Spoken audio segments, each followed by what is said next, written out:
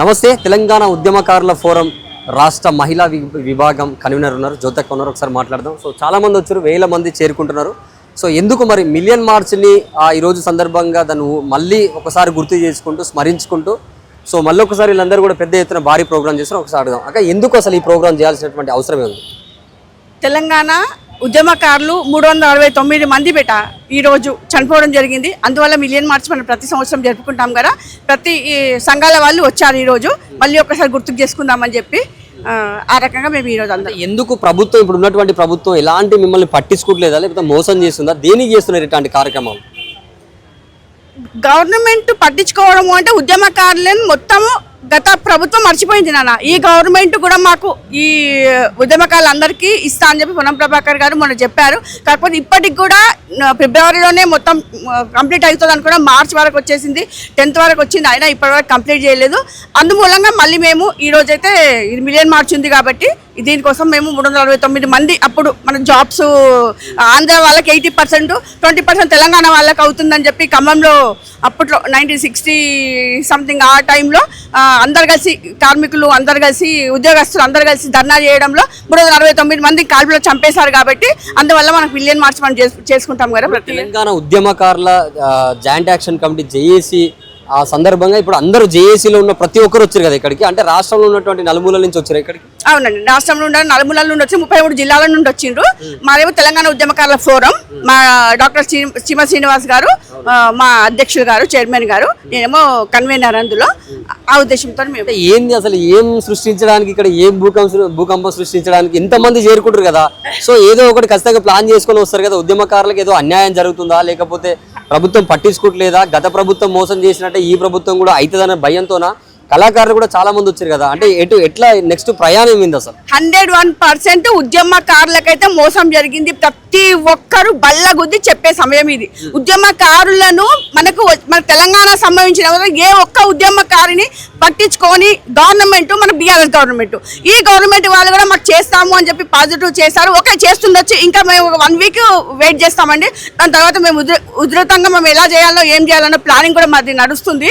కానీ తెలంగాణ ఉద్యమకారులను మాత్రము మర్చిపోయిందంటే BRS party వాళ్ళు. మేము ఇంకా కార్యకర్తలుగానే మిగిలిపోయాము. తొక్కుకుంటూ పైకి వెళ్ళిన వాళ్ళు మాత్రము ఖచ్చితంగా పై స్థాయిలో ఉన్నారు. ఈ రోజు మాత్రం అంతెందుకండి, మా విజయశాంతి మేడం గారు ఉన్నారండి. ఒక్క మాట, తన తల్లి తెలంగాణ పార్టీని ఇందులో విలీనం చేసి, బీఆర్ఎస్ పార్టీలో విలీనం చేసి, కేసీఆర్ గారు మన జయశంకర్ సార్ పోయేసి అమ్మ రెండు ఒకటే దారులు పోవాలని తెలంగాణ కోసం ఫైట్ చేస్తున్నారమ్మా. కేసీఆర్ గారు మీరు వేరు ఎందుకు ప్రయాణం అమ్మ, ఒకటే పడవలో ఒకటే నావిలో నడవాలనుకుంటున్నారు కదా అని చెప్పి జయశంకర్ సార్ గారు పోయి మా మేడం విజయశాంతి గారికి పోయి మాట్లాడితే ఆమె తల్లి తెలంగాణ పార్టీని ఇందులో విలీనం చేస్తే ఆమెకి ఏం దొరికిందండి? ఆమెకి ఏం దొరికింది? మన తెలంగాణ సంభవించిన రోజు, అదే రోజు మేమన్నా ఈ రోజన్నా ఇలా ముందుకు వచ్చి మేము ధర్నాలు చేసి హ్యాపీ ఫీల్ అవుతున్నాం. ఆమె ఏం ఫీల్ అయింది? అదే రోజు ఆమెను సస్పెండ్ చేశారు. ఎవరు చేశారండి? కేసీఆర్ గారు చేశారు కదా. అదే ఆమె ఆ సంతోషం కూడా ఎక్కడ పోయింది ఆమెకు. నేను గౌరవం ఇస్తాను, మా తల్లి తర్వాత గౌరవించాను విజయశాంతి మేడం గారిని. ఆమెకి తొక్కుకుంటూ వెళ్ళడము చేయడము, ఆమెకు అబద్ధాలు మోసాలు ఇలాంటివి ఆమెకి ఏం తెలియదు. సాఫ్ట్ మనిషి. ఈ రోజు కొంతమంది సీఎం అంటున్నారండి. అసలు సీఎం కావాల్సింది విజయశాంతి గారు. ఫస్ట్ నుండి తల్లి తెలంగాణ పార్టీ నుండి ఆమె పోయి విలీనం చేసింది. ఆమె చాలా 8, 9, 10లోనే ఆమె ఎంపీగా చేసింది. ఎక్కడ ఎంపీ? అనేక సార్లు మీరు హైదరాబాద్ లో ఎక్కడ చూసినా కూడా తెలంగాణ ఉద్యమకారులకు సంబంధించినటువంటి సంఘాలు అనేక విభాగాలుగా మీరు అందరూ వచ్చి ఎక్కడెక్కడో మీటింగ్లు పెట్టుకున్నారు. కానీ ఈ రోజు జాయింట్ యాక్షన్ కమిటీకి అందరూ ఒకే దగ్గర చేరుకున్నట్టు కనబడుతుంది ఇక్కడ చూస్తే వాతావరణం. సో ఇక్కడ కళాకారులు కూడా వచ్చారు చాలా మంది.